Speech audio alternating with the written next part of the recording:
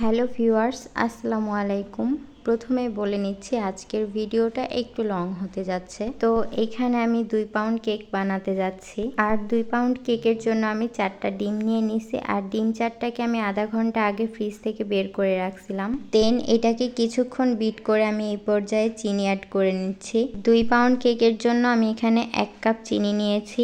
আর চিনিটাকে আমি আস্তে আস্তে 3 বারে মিক্স করলাম। এই ব্যাটারটাকে আমি ততক্ষণ বিট করতে থাকবো যতক্ষণ না এর চিনিটা গলে যাচ্ছে। দেন এরকম একটা টেক্সচারে আসলে এখানে আমি অয়েল অ্যাড করে দিয়েছি আর দিয়ে দিলাম পরিমাণ মতন ভ্যানিলা এসেন্স। এখানে আমি সামান্য একটু ভিনেগারও অ্যাড করছিলাম, যেটা আমার ভিডিও স্কিপ হয়ে গেছে। তো খুবই সামান্য একটু বিট করে এখানে আমি শুকনো উপকরণগুলো চেলে মিক্স করে নিব। আর এগুলাকে আমি 2 বারে মিক্স করছি আর খুবই আলতোভাবে মিক্স করতে হবে। এখানে খেয়াল রাখতে হবে এর ফোমটা যাতে নষ্ট না হয়। এই ব্যাটারের ফোমটা যদি আপনি নষ্ট করে ফেলেন কখনোই আপনার কেকটা পারফেক্ট হবে না। আর এখানে আমি শুকনো উপকরণের সাথে কি কি মিক্স করছি সেটা জানতে চাইলে অবশ্যই একটা কমেন্ট করুন। দেন কথা বলতে বলতে আমার এখানে ব্যাটারটা রেডি হয়ে গেছে। এটাকে আমি আবারও একটা স্প্যাচুলার সাহায্যে ভালোভাবে নেড়ে মিক্স করে নিয়েছি।